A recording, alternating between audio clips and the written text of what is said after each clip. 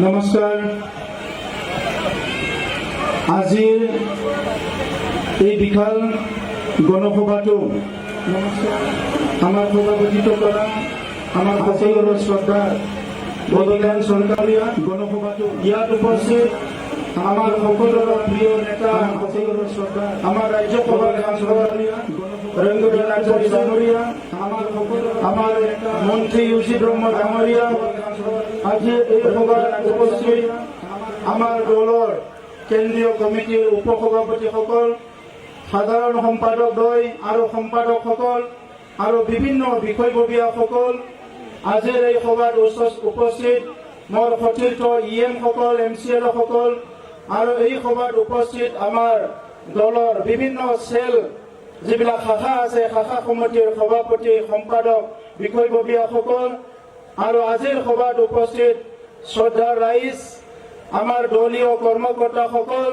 সাংবাদিক বন্ধুসকল আৰু আমাৰ কালচাৰেল টিমৰ বিভিন্ন টিমৰ আমাৰ সাংস্কৃতিক আমাৰ মেম্বাৰসকল মই প্ৰথমতে আপোনালোক সকলোলৈ আহি থকা ৰঙালী বিহুৰ শুভেচ্ছা জনাইছো। দিনैनि बे हाबाफारियाव बाहागो लानाय साफ्रोमनोबो आङो रंजालि बैसागुनि गाहाम हामलायनाय बावहरनाय जाबाय।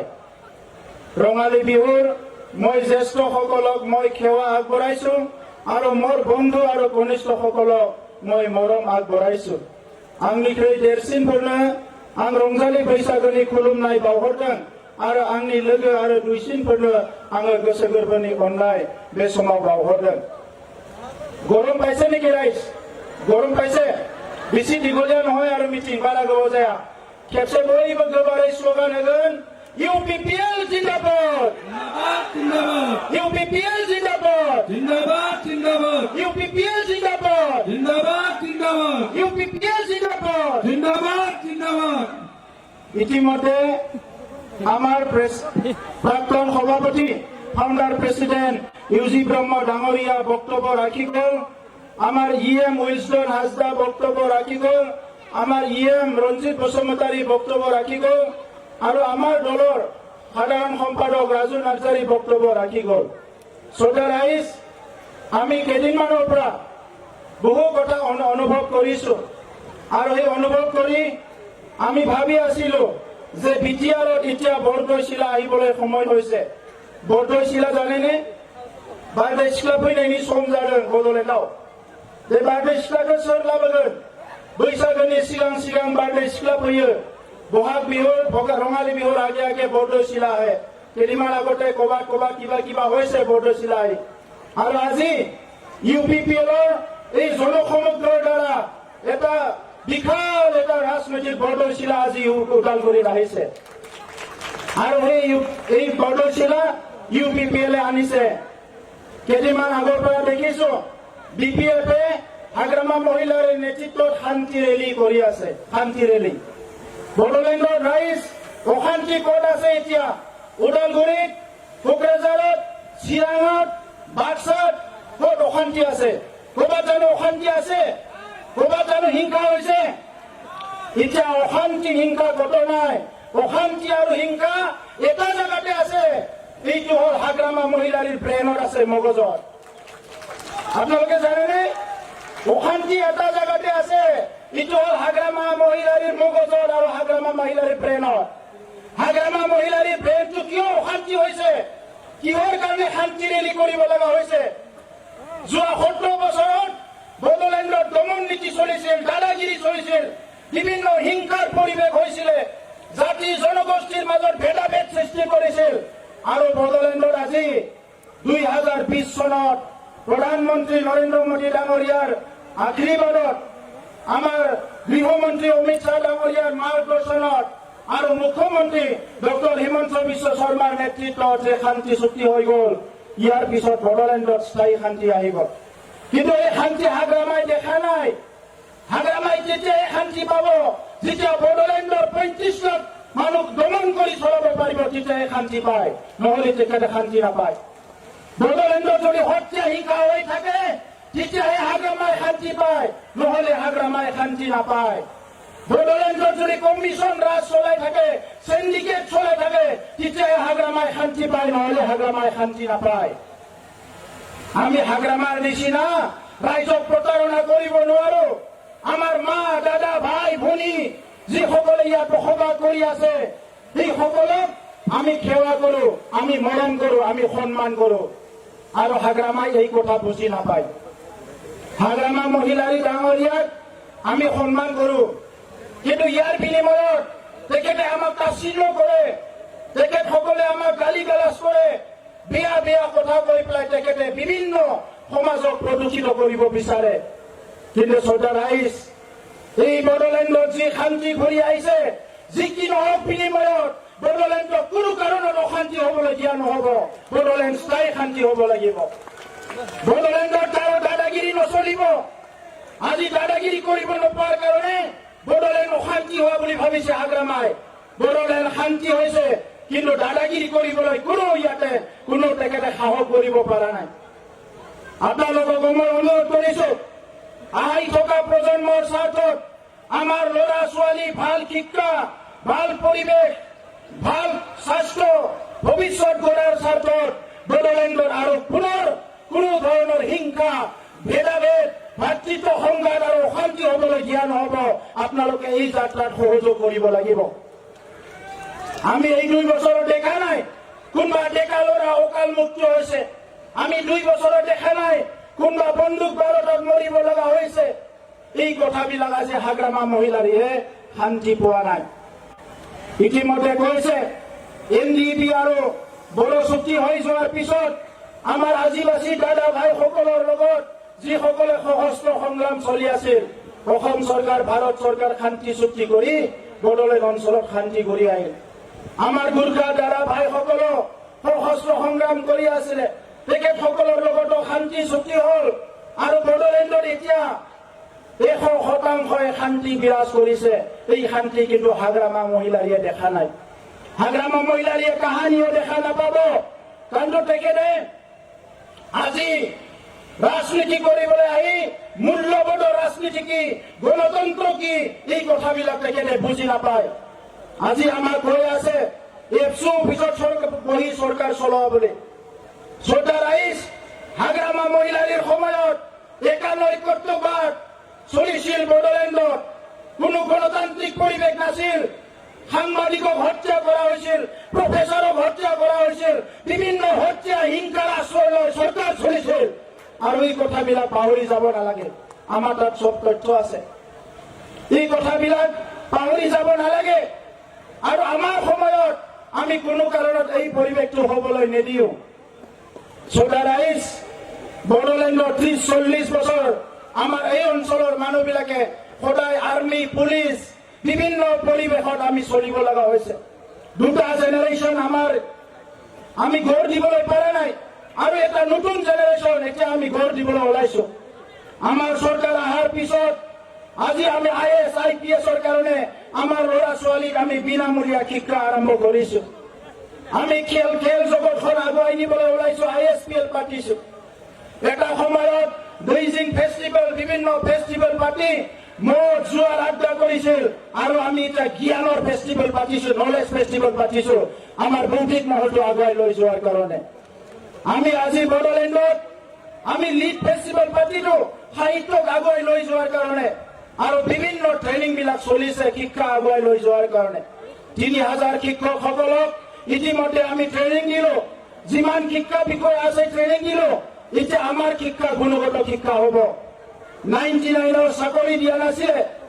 শিক্ষকসকলে বিনা বতৰে শিকাই আছে ইমান বছৰে। 17 বছৰে BPF এইটো দেখা নাছিলে। এই যে অশান্ত হৈ আছিলে আমাৰ 99ৰ শিক্ষকসকল, এইটো দেখা পোৱা নাছিলে। আজি আমি আমাৰ চৰকাৰৰ সময়ত তেখেতসকলৰ চাকৰি ৰেগুলাৰ কৰিছো। প্ৰায় 4000 চাকৰি আমি আমাৰ সময়ত ইতিমধ্যে ৰেগুলাৰ কৰিছো, প্ৰদান কৰিছো। কাৰো 18 পইচাও লোৱা হোৱা নাই। তেখেতসকলে লাখ লাখ টকা লৈ এপইণ্টমেণ্ট দিছিলে। আমাৰ সময়ত 18 পইচা নোলোৱাকে মানুহে এপইণ্টমেণ্ট পাইছে। এইটোৱে পৰিৱৰ্তন চৰ্দাৰ ৰাইজ, এইটোৱে পৰিৱৰ্তন। তেখেতসকলে আইৱাৰ ঘৰ, হাজাৰ PMIৰ ঘৰ 2014 চনৰ পৰা আদৰুৱা কৰি থৈ গৈছে। কিমান দলং পইচা খাই পেলাই আধৰুৱা কৰি থৈ গৈছে, কিমান ৰাস্তা আধৰুৱা কৰি থৈ গৈছে, কিমান বিল্ডিং আধৰুৱা কৰি থৈ গৈছে, এইবিলাক এতিয়া আমি ঠিক কৰি আছো। কাৰণ এই বড়োলেণ্ডত আমাৰ দাদা ভাই মা দেউতা সকল বসবাস কৰে। এই বড়োলেণ্ডটো আগুৱাই লৈ যাব লাগিব। ইয়াৰ শিক্ষা দীক্ষা খেতি চব ঠিক কৰিব লাগিব। আৰু ইয়াৰ লগে লগে সকলো জাতি জনগোষ্ঠীৰ ভাষা সংস্কৃতি ইয়াত জীৱিত হৈ থাকিব লাগিব। আমি বিচৰা নাই অকল বড়ো ভাষাই আগুৱাই যাওক, আমি বিচাৰিছো বড়ো ভাষাৰ লগত অন্য অন্য ভাষাবিলাকো আগুৱাই যাওক। কাৰণ বড়ো জনগোষ্ঠীয়ে নিজৰ অস্তিত্বৰ কাৰণে, নিজৰ ভাষা সংস্কৃতিৰ কাৰণে প্ৰায় 4,000 বলিদান দিব লগা হৈছে। এইটো আমাৰ ইতিহাস। গতিকে আজি আমি বুজি পাইছো এই সময়ত সকলো জাতি জনগোষ্ঠীৰ অস্তিত্ব বড়োলেণ্ডত জীয়াই থাকিব লাগিব।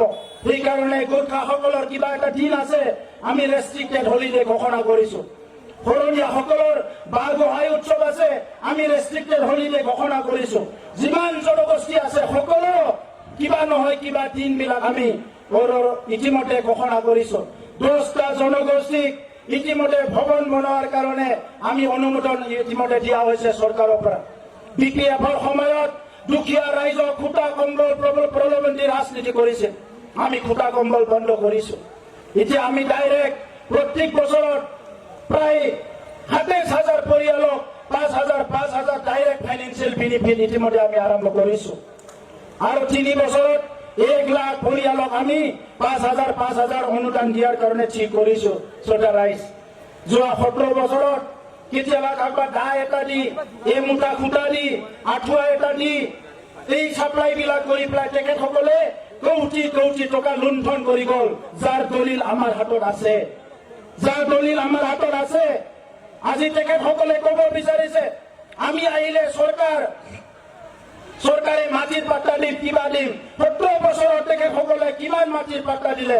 আমি মাত্ৰ 2টা বছৰত 20,000তকৈ অধিক পৰিয়ালক মাটিৰ পাট্টা দিছো। আৰু আজি আপোনালোকৰ আগত এই ওদালগুৰিৰ অপেন ক'ব বিচাৰিছো, অহা 2 বছৰত 80% বড়োলেণ্ডৰ মানুহে মাটিৰ সমস্যা সমাধান আমাৰ চৰকাৰে কৰিব। মই আপোনালোকক স্পষ্ট কৰিছো। তেখেতসকলে কি কৰিলে? দৰিদ্ৰ মানুহবিলাকক লৈ সদায় হেকালি খলিলে। দৰিদ্ৰ মানুহবিলাকক তেখেতসকলে কোনোদিনে গুৰুত্ব নিদিলে। কোটি কোটি টকাৰ লুণ্ঠন, 2,900 কোটি টকাৰ ধাৰ আমাৰ ওপৰত হৈ গ'ল। এই ধাৰখিনি এতিয়া আমি মুচিব লগা হৈছে। BPFৰ পাপ 2 বছৰ মুচিব লগা হৈছে। ৰাইজক ভোগ প্ৰবঞ্চনা কৰি যি ধাৰ ঋণ কৰি থৈ গৈছিলে এইটো আমি মুচি আছো ৰাইজ। সেইকাৰণে আজি সময়ত ৰাজনীতিৰ নামত তেখেতসকলে যি ৰাজনীতি কৰিবলৈ আহিছে, এই ৰাজনীতিৰ কোনো জাগা নাই। হাগ্ৰামা মহিলাৰীয়ে যদি 35 লাখ জনসাধাৰণৰ প্ৰতি দায়িত্ব আছে, যোৱা 2টা বছৰত বিধানসভাত আহি, কাউন্সিলত আহি তেখেতে কথা ক'ব লাগিছিলে। 2টা বছৰ তেখেতে এটা দিনো কাউন্সিলত নাহিল। তাৰমানে পইচা আৰু ক্ষমতাক বাদ দি হাগ্ৰামা মহিলাৰ একো কথা বুজি নাপায়। এইটো স্পষ্ট হৈ গৈছে, একো কথা বুজি নাপায়। সেইকাৰণে ৰাইজ, আজি সময় আহিছে যে আমি জাতীয় সংগঠন, সামাজিক সংগঠন, জাতি জনগোষ্ঠীক লৈ একেলগে আগবাঢ়িম। অকলে অকলে আমি আগবাঢ়িব বিচৰা নাই। আৰু এই কথাটো হাগ্ৰামা মহিলাৰীয়ে সহ্য অহা নাই। তেখেতে আগত চৰকাৰত থকা সময়ত মিছা কথাবিলাক কৈ পেলাই ৰাইজক দমন কৰি, ভয় কৰি, পইচা বিলাই মানুহবিলাকক প্ৰলোভন দি ৰাজনীতি কৰিছিল। কিন্তু আজি আমি চৰকাৰত আছো আৰু ৰাইজক সঁচা অৰ্থত অন্তৰাত্মাৰ পৰা মৰম, স্নেহ, সন্মান আৰু বিশ্বাস দিছো। এই কথাটো লৈ হাগ্ৰামা মহিলাৰী শংকিত হৈছে, অস্তিত্বহীনতাত ভুগিছে। আমাৰ কাৰণে বড়োলেণ্ডৰ 35 লাখ জনসাধাৰণ, আমাৰ মা দেউতা, দাদা ভাই ভনী, আমাৰ পৰিয়াল। তেখেতৰ নিচিনা আমি ভয় খুৱাই দাদাগিৰি কৰি ৰাজনীতি কৰিবলৈ অহা নাই। তো এইকাৰণে শ্ৰোতা ৰাইজ, অনাগত দিনত যি সময় আহিছে এইটো আমাৰ সময়। আমাৰ ল'ৰা ছোৱালীৰ কাৰণে আমি কাম কৰিব লাগিব, আমাৰ সমাজৰ কাৰণে কাম কৰিব লাগিব, আমাৰ সকলোৰে উন্নয়নৰ কাৰণে কাম কৰিব লাগিব। এইকাৰণে আজি বড়োলেণ্ডত আনন্দ আহিছে। এই আনন্দৰ লগতে প্ৰগতিৰ যাত্ৰা। ইয়াত কোনো হাগ্ৰামা মহিলাৰী BPFৰ কথাত ভুৱা কথা, মিছা কথাবিলাকত কোনো বিপথে পৰিচালনা হোৱাৰ কোনো দৰকাৰ নাই। আমি আগবাঢ়ি যাম, কাম কৰিম, ৰাইজৰ উন্নয়ন কৰাটোৱে আমাৰ মূল উদ্দেশ্য। সেইকাৰণে সেল্ফ হেল্প গ্ৰুপবিলাকক 3800 সেলফ হেল্প গ্ৰুপ লাগক আমি অহা কেইদিনমানৰ ভিতৰতে 25,000 কৰি চেক দিব বিচাৰিছো 3800 সেলফ হেল্প গ্ৰুপক আমি এই বছৰ এপিএসসিৰ কাৰণে 50 জন ইউপিএসসিৰ কাৰণে 50 জন মেডিকেলৰ কাৰণে 50 জন ইঞ্জিনিয়াৰিং কৰা 50 জন 200 জন ল'ৰা ছোৱালীক ফ্ৰী পঢ়াব বিচাৰিছো যাতে আমাৰ অঞ্চলতে ডক্টৰ ইঞ্জিনিয়াৰ ওলায় আমাৰ মন্দিৰবিলাক থানচালিবিলাক নিৰ্মাণ কৰাৰ কাৰণে 2 লাখ টকা দিব বিচাৰিছো প্ৰায় 2000 থানচালি মন্দিৰবিলাকত গোসাঁই ঘৰবিলাকত আমাৰ 2 লাখ কৰি টকা পাব তেনেকা বহুত আঁচনি আমি তৈয়াৰ কৰিছো আমাৰ জীৱিকাৰ কাৰণে বড়োফা লাইভলিহুড মিছন আৰম্ভ কৰিছো য'ত আপোনালোকে ছাগলী পালন কৰিব পাৰিব ডায়েৰী ফাৰ্ম কৰিব পাৰিব হেণ্ডলুমৰ কাম কৰিব পাৰিব মহিলাসকলৰ কাৰণে চেৰিকালচাৰৰ কাম আৰম্ভ কৰিব বিচাৰিছো সেলফ হেল্প গ্ৰুপবিলাকক ট্ৰেইনিং দি উৎপাদনৰ কাম কেনেকৈ কৰিব পাৰে ইয়াৰ কাৰণে ব্যৱস্থা কৰিছো মই দীঘলীয়া কথা ক'ব বিচৰা নাই আজি আপোনালোকে হাজাৰ হাজাৰ ইয়াত ওলাই আহি যি এটা মৰম যি এটা সাহস আমাক দিলে ইয়াৰ দ্বাৰাই অনাগত দিনত বড়োলেণ্ডটো আৰু উন্নত এটা অঞ্চল হিচাপে গঢ় দিয়াৰ কাৰণে আমি কাম কৰি যাম আমাৰ প্ৰধানমন্ত্ৰী নৰেন্দ্ৰ মোদী ডাঙৰীয়াই ভাৰতবৰ্ষখন বিশ্বগুৰু কৰিবলৈ আগুৱাই আছে বিশ্বৰ ভিতৰত শ্ৰেষ্ঠ দেশ হিচাপে গঢ়িবলৈ আগুৱাই গৈছে আমাৰ মুখ্যমন্ত্ৰী ডক্টৰ হিমন্ত বিশ্ব শৰ্মা ডাঙৰীয়াই অসমখন ভাৰতৰ ভিতৰত শ্ৰেষ্ঠ ৰাজ্য গঢ়িবলৈ আগুৱাই আছে আমি পিছ পৰি থাকিলে নহব আমাৰ নেতাসকলে দিনে নিশা আমাৰ কাৰণে কাম কৰি আছে আমিও আমাৰ কামখিনি কৰি অনাগত দিনত বড়োলেণ্ডত বসবাস কৰা প্ৰত্যেকজন জনসাধাৰণে যাতে শিক্ষা দীক্ষা স্বাস্থ্য শান্তি সম্প্ৰীতি উন্নতিৰে আগবাঢ়ি যাব পাৰে ইয়াৰ কাৰণে আমি প্ৰতিজ্ঞাবদ্ধ সেইকাৰণে সকলোলৈ পুনৰ ৰঙালী বিহুৰ শুভেচ্ছা জনাইছো আৰু অহা ভাল এটা ডাঙৰ এটা ঘোষণা ইতিমধ্যে মুখ্যমন্ত্ৰী ডাঙৰীয়াৰ নেতৃত্বত আপোনালোকে গম পাইছে অহা 14 তাৰিখত 14 এপ্ৰিলৰ দিনা প্ৰধানমন্ত্ৰী নৰেন্দ্ৰ মোদী ডাঙৰীয়া অসমলৈ আহিব আৰু সেই দিনটো আমাৰ কাৰণে ঐতিহাসিক দিন অসমৰ গৌৰৱ অসমৰ যি বিহু এইটো গিনিছ ৰেকৰ্ড হ'বলৈ গৈ আছে ইয়াৰ কাৰণে সকলোকে এবাৰ জোৰদাৰ হাত চাপৰি দিবলৈ মুখ্যমন্ত্ৰীৰ কাৰণে মই অনুৰোধ কৰিছো ইয়াৰ পিছত ইতিমধ্যে মুখ্যমন্ত্ৰী ডাঙৰীয়াই ঘোষণা কৰিছে যে নেক্সট বছৰত বাগুৰুম্বা नि थाखाय गिनिस रेकर्डनि थाखाय फैगौ बोसोराव जागोन जोंनि बागुरुम्बाखौबो जोङो गिनिस रेकर्डआव लांनो थाखाय खामानि मावगोन दा रायजोफोर बयनिसिमबो साबायखर थाबाय दिनै उदालगुरियाव गोविन्द बसुमतारी बिथांनि दैदेननायाव सन्जय सरगारी बिथांनि दैदेननायाव नीलज सरगारी बिथांनि दैदेननायाव दावबायसा बर'नि दैदेननायाव दिलीप बर' बिथांनि दैदेननायाव रुजुगोरा बिथांनि दैदेननायाव आरो जोंनि माखासे दैदेनगिरिफोरनि दैदेननायाव उदालगुरिनि जौगानाया जोबोद स्पिडआव जागासिनो दङ उदालगुरि कलेजआ दिनै इउनिभार्सिटि केम्पास जासिगोन आरो खम समनि गेजेरावनो बियो इउनिभार्सिटि जागोन उदालगुरियाव गोबां दिनै मडेल कलेज मोननो हाबाय उदालगुरियाव दिनै स्टेडियाम जागोन उदालगुरियाव दिनै नार्सिं कलेज जानो थांगासिनो थाबैनो साननैसो मास मोनसेसोनि गेजेरावनो जोङो अन्थाइ खाम्फा गायसनसिगोन उदालगुरियाव नार्सिं कलेज जानो थाखाय दा दिनै गोबां जौगानाय हाबाफारि उदालगुरियाव जानो थांगासिनो दङ बे खामानिखौ बिपिएफनि दैदेनगिरिफ्रा हायाखैमोन बिपिएफनि दैदेनगिरिफ्रा खालि थाखा फैसा लुटिनायनि चान्सखौसो लादोंमोन दा नंखायनो रायजोफोर नोंथांमोननो रोजा रोजा साबायखर हरबाय बैसागोखौ मोजाङै जाहैदो ৰঙালী বিহু সকলো ভালকে উদযাপন কৰিব এতিয়া ৰমজান মাহ চলি আছে আমাৰ মাইনৰিটি দাদা ভাইসকলক মই ৰমজান মাহৰ শুভেচ্ছা জনাইছো আৰু ৰঙালী বিহুৰ শুভেচ্ছা জনাই পুনৰ সকলোলৈ ধন্যবাদ দি মোৰ বক্তব্য সামৰিছো ধন্যবাদ ইউপিপিএল জিন্দাবাদ UPPL long live UPPL long live ধন্যবাদ